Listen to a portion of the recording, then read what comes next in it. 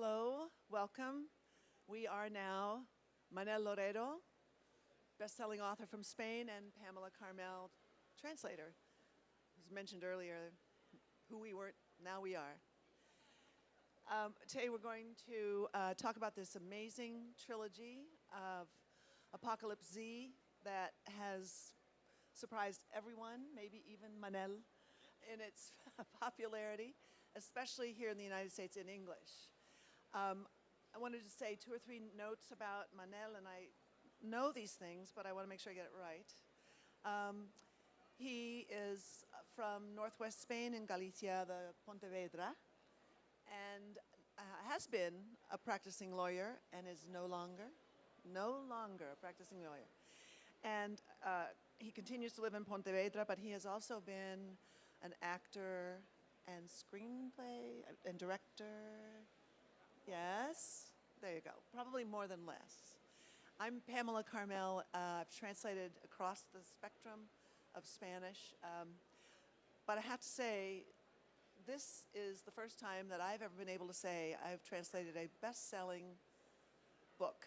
It's so rare for a translator to be able to say those 2 words together, best-selling translation. And of course, it was thrilling. One thing that I did was, we were just talking about, is that I had to deal with some issues that maybe literary translators never do. I was stalked by some of my readers. They found my email address. They plagued me with emails, mostly asking me, demanding that I get the 2nd book and the 3rd book done. Hurry up, hurry up. But I was really kind of worried, and there were several people I had to block. Did you have anybody experience like that? So popular?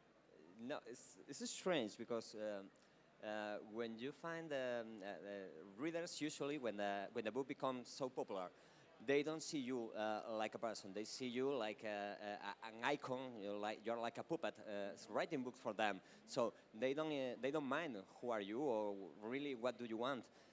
They only mind when you have my next dope, when I have my next book, when will I read that. So for me, it's very relaxing to translate all that pressure on you, because I have not the pressure. I can always say, no, it's not my fault. It's fault from the translator. Blame the translator, always. Thanks. That's why they came my way. But I can't even imagine what it was like for you to have this huge success in Spain first, and then just a couple of years later, and maybe subsequent years, have it happen again in other languages. How many languages? 29? I'm not sure, but I think I'm translated into 20 something languages, from white language to as English to a little language like Armenian or I don't know, Galician or Korean. No, Korean is not so small, but it's but the most important thing is the English translation is the key point to get the rest of the translations. I mean, the publishing lingua franca, the main language from the publishing world, is English nowadays. So it's easier to find a publisher who read in English in Finland or in German or in Korea that find a publisher who reads in Spanish. So having an English translation is the first step to get into a lot of foreign markets. So say that it's very difficult to get translated into English. As I saw before in this leaflet from Amazon Crossing, they say less than 3% of all books published in the United States and USA each year are translations. That means that it's difficult to get an English translation. So it's like a bottleneck that don't let you arrive to the rest of the world. When you pass that bottleneck, and in this case, you pass the bottleneck and have a moderate success in the US market, it's so much easier arrive to the rest of the world. I think Amazon Crossing was sort of developed to address that, in a sense that how little is translated into English. We have that outlet now, which has really improved that. But was it kind of a rush every time a new book a new translation came to you in the mail. I mean, whether it's English or Korean, the first time you see it in another language, is that kind of exciting? It's absolutely exciting because you know you are reaching a new world group of readers in another part of the world. Yeah. When you can read the translation because you are fluent on that language, it's fantastic. Like reading in English, like Yeah. reading your translation was fantastic. It was reading myself from another point of view. And this is fantastic. It's like a reinventation of what you have done before. But in most of the cases, you can read it because I'm not fluent on Hungarian or in Czech or in Danish. So it's strange. See it. You can only read your name and you say, okay, I'm here. I don't know what this is, but I'm here. That's my photo. Okay. I may be, I don't know, your most in-depth reader because I've read all of your novels 6 times, 5 or 6 times. You have read them more than me. More than you. Well, I mean, and there's an upside and a downside to that. There's not a downside in the sense of I don't enjoy them, but every time I would come to a certain passage that was particularly descriptive with lots of blood and gore, I had to sort of get my courage up to translate those. And those were some of the most fun in some ways to translate because they were so vivid and so concrete, and you painted that scene so well, but I still had to read about cutting off a zombie's head 5 or 6 times. Thank you.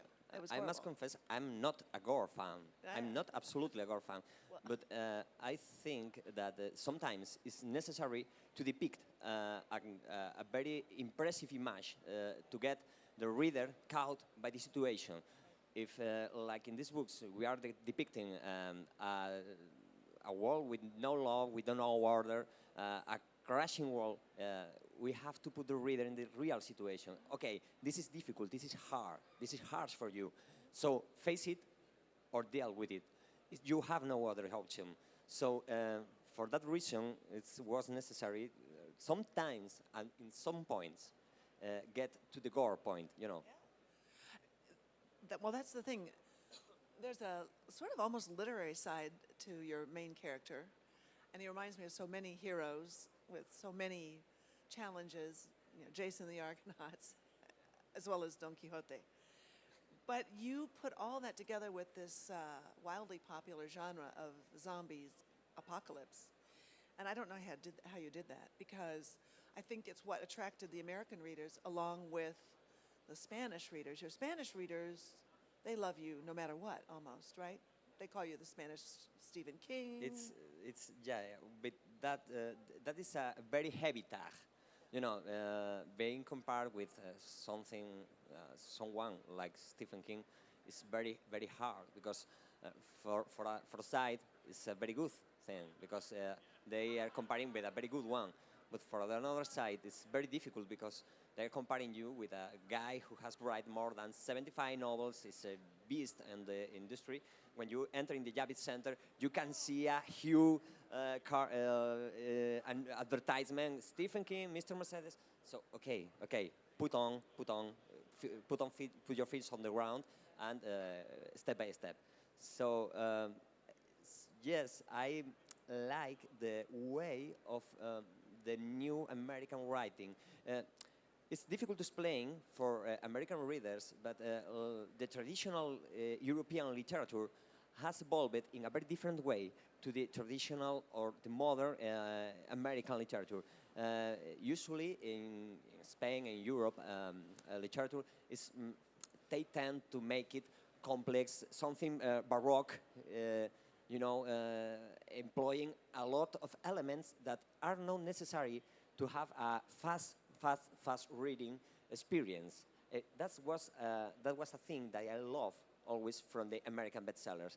The experience of reading like watching a movie.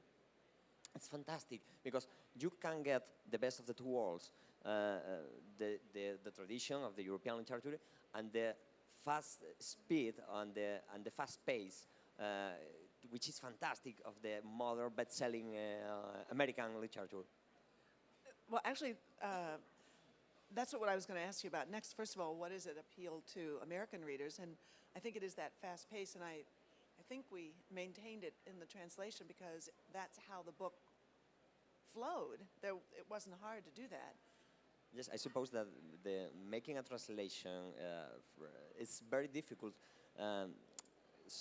overall in this market because usually American readers are not used to read translations, so they always find something different. They find that that is something that is not exactly the same that they are used to read. So for me, I wonder which was the most difficult part to you to translate. The novel terms, the cultural terms, the cultural. I mean, in that book, when I wrote at first in Spanish, I made a lot of cultural, main Yes. pop cultural reference in Spain, which don't need any explanation in Spanish, but I suppose they need an explanation for an American reader. So, Yeah. which was the most difficult part for you? Well, it was sort of a level of difficulty on the cultural issues because some of them that had to do with United Nations or government we're not so unfamiliar with. Prime Minister, we know what a prime minister is. But there were a couple of like TV talk show hosts that I had to I left their names in. They're like Rush Limbaugh, whatever. So instead of changing it to Rush Limbaugh, which I would never do, I just put a little phrase in there to explain that they're loudmouth TV host. And I don't think American readers even stop for that. Some of the readers on the reader reports, which we read sometimes, they even said they liked that. They liked reading about their favorite genre, but in a different country. And so I think that was the appeal for the American readers, is that this fast-paced cinematographic approach of yours was set in their in a new country for them. I mean, I think that people like that. One of the challenges for me was your main character, his voice, so that he could start out being really, really naive and gentle and kind of clueless. And then he has to be a real warrior. He has to become a warrior throughout 3 books until the end. And he goes through some horrific adventures with zombies and pretty dastardly humans, too. So he was a hard one for me. I had a very hard test with the main character because I want to can build the history around an ordinary man, not a hero, an ordinary man that suddenly find in the most extraordinary situation of all his life. So he's not. We are used to see that kind of histories with the main character, which is a kind of superhero. You know, he has always the best smile in his face. He's clever. He's witty. He knows how to shoot a lot of weapons. He knows how to drive any kind of vehicles. It's like a kind of Bruce Willis in Die Hard, you know. So I want to escape from that. I want to focus on a regular guy, an ordinary guy that suddenly, ordinary guy like you, me, or something that is here, which is here, and they suddenly find in a very, very difficult situation. By the way, I find a curious thing with this. I'm from Spain. Spain is a country where it's not a gang culture, you know. So when I have to put in the character in the situation, he has to grab a gun for the first time in all his life.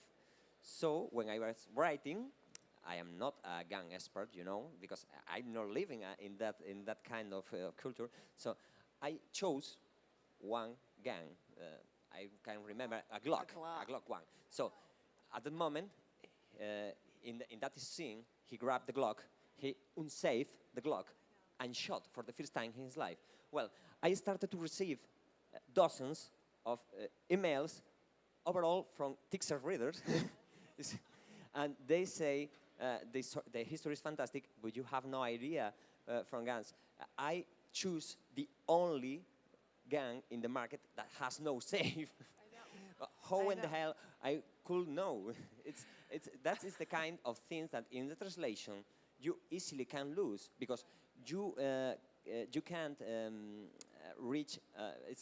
I know it's my fail because it's a documentation fail, but I have never been conscious of that if I have not been translated to a language where people are more used to get that kind of guns, you know. That's a dubious honor that we know more about guns than That's, you, really.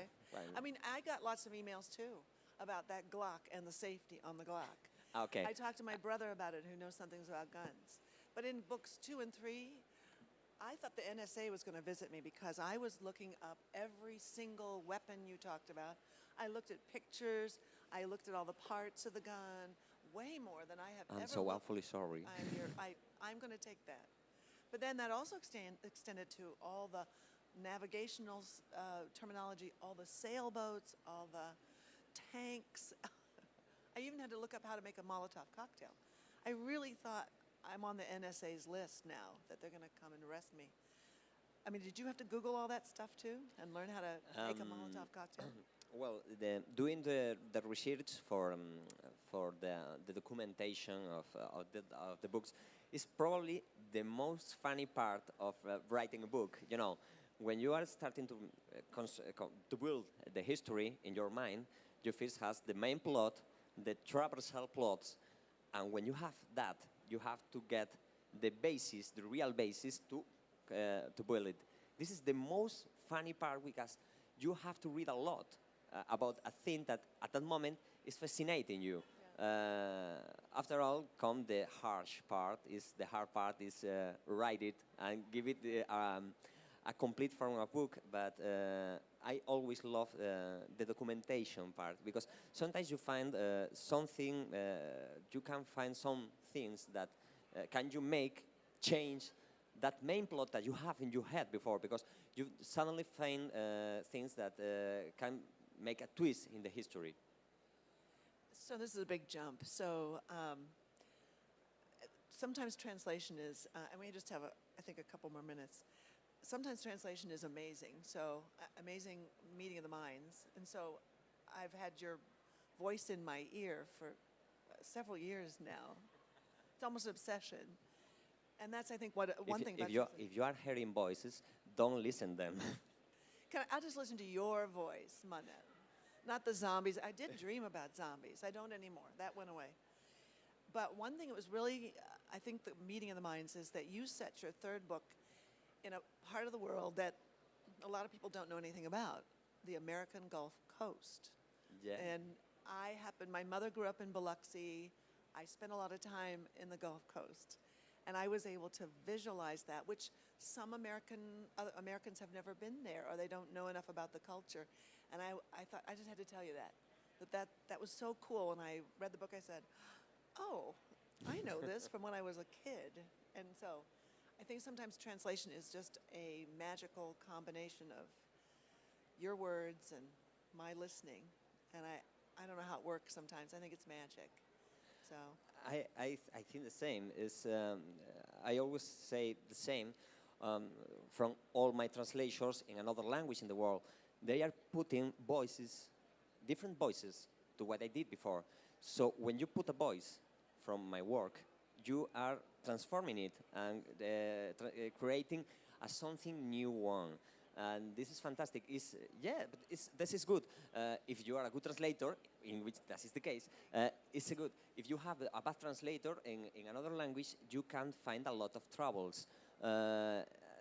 At the moment, I'm very lucky. I have always fantastic translations. Well, I suppose I can read Hungarian, as I said you before, or Korean or Japanese, but readers are glad, so I suppose the translations are very good. But you were talking about the Gulf, the Gulf song. yes. For me, was fascinating the fact in this country is how to say contrast. All the big contrast. It's a big contrast country because you can find things like the Books of America, and if you go to the south, to the deep south, the Bible Belt, and you can find a very different. It's like another country inside this country. So writing a dystopia like I was doing in the Apocalypse series. I thought that was a perfect point of contrast. Put as a survivors one of the country inside the country that you have here. So it's fun and confront them, as is seen in the last book, with another part of the world which is more isolated and more self-embedded in itself, as North Korea, you know. Just one last little question for you. Okay. Are we done with these characters? Are they done with their lives? Because one reader said he was glad. He thought that it was over because, not because he didn't love the books, but because he thought it was good to have an end. Yeah. Are they done? It's very difficult to give an end to a history. It's the most difficult part. It's easy to start a good history. It's very difficult close them.